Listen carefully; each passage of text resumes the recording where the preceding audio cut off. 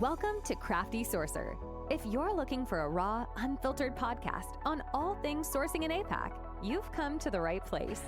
Grab a coffee or wine and join your host and other guests as we dive deep into the complex and ever-evolving world of sourcing, keeping you informed on insights, tools, and even at times, a healthy sourcing debate or two. Now, here's your host, Denise Pereira from Kaleidosource. Settle in and let's get crafty.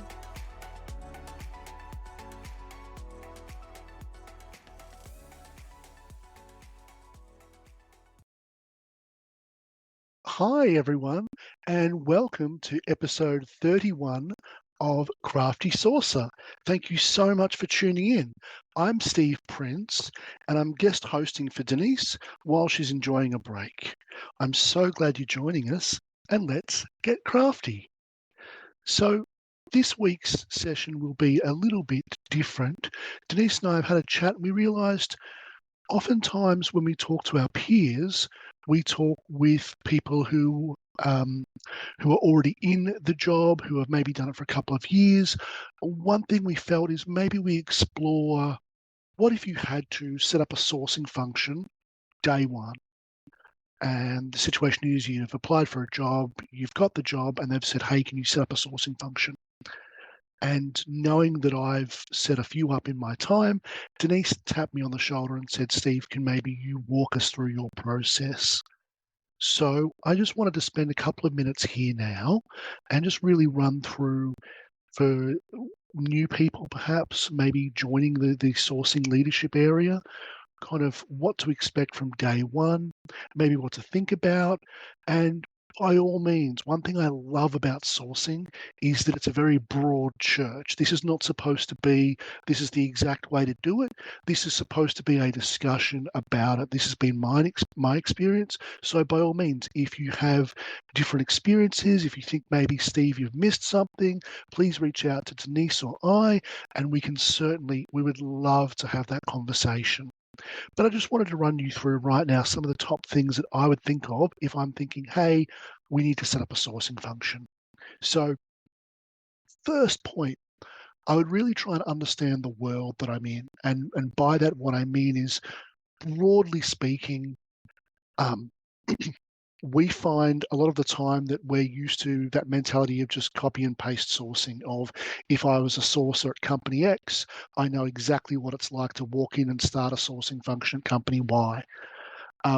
Broadly speaking, there's probably a couple of different aspects to that. So with sourcing, generally you may be sourcing in an agency model, including maybe RPOs or the disability network. You might be doing in-house sourcing, so working for a company. You might be doing executive search. You could be doing advisory, consulting, intelligence, or you could be doing freelance. Now, the interesting thing there is they are all distinct animals. They're all different and distinct. And one thing I guess I would like people to consider is that your approach would actually change from day one because the needs of the business would change. So with that, we would look at skills. What kind of skills are you looking at? I always like to think of this bit like a radar plot. So you look at different aspects of it. So one area could be relationship building. So if you're an executive search, for example, you're going to be very heavily invested on building deep relationships at senior stakeholder level. So it's not about transactions, it's not about filling a role in 6 days. And if you had gone from an agency mindset to an exec search sourcing model, you're going to find there's a lot of difference. So there's relationship building. Then there's industry knowledge. Do you need to be an absolute specialist in your industry, or can you be a generalist and bring those skill sets in and really benefit from being able to maybe not know the answer exactly, but know where to go to look? Then we have stakeholder communication. So we talk about, if you're dealing with stakeholders, so if you're dealing in-house and you're in a large multi-country operation as a sourcing head for Australia and New Zealand, for example, and those of you who will have checked my LinkedIn will know that that was an area that I ran.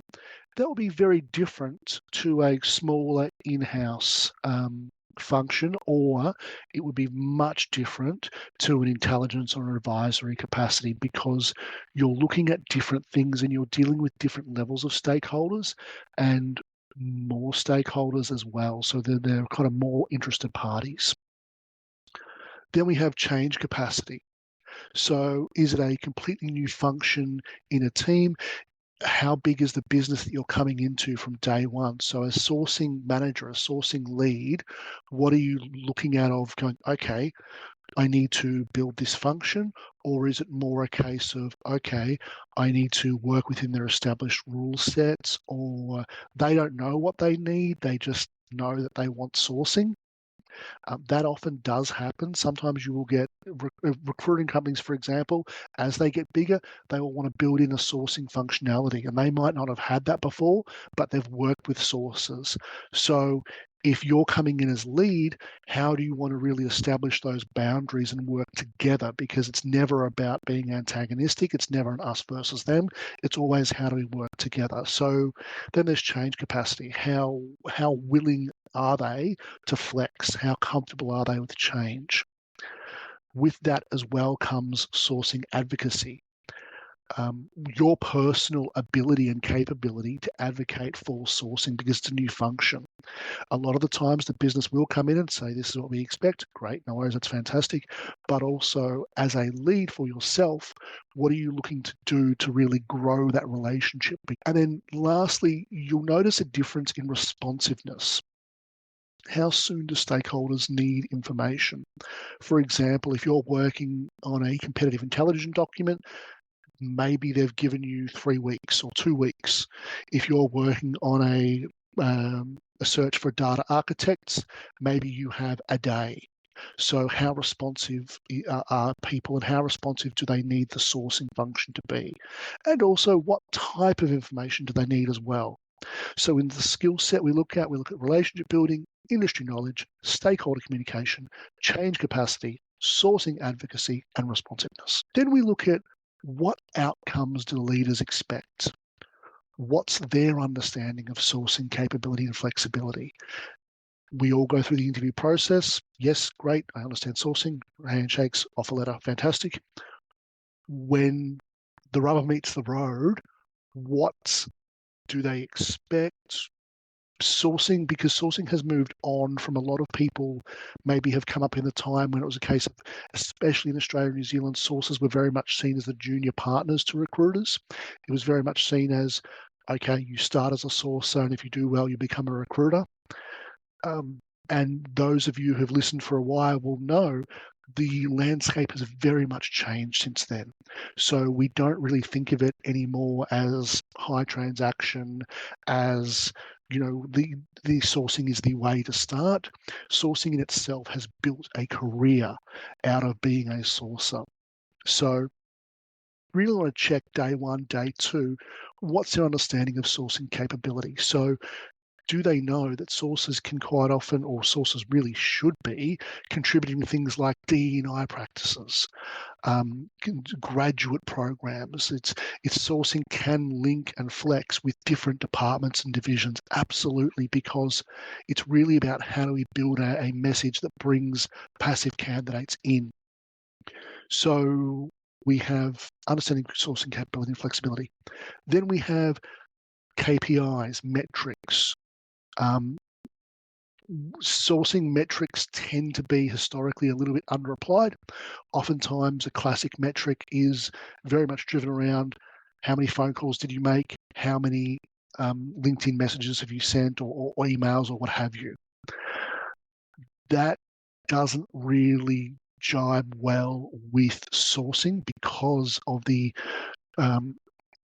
flexible nature of it. So as a consequence, what happens is you have a situation where, let's say you had a metric that said you need to send 20 messages. And on Friday, you'd send 15. Well, what are you going to do Friday afternoon at 4 o'clock? You're just going to bang out 5 messages to whomever, really, if you're struggling. You're just going to go, I just want to tick this KPI box.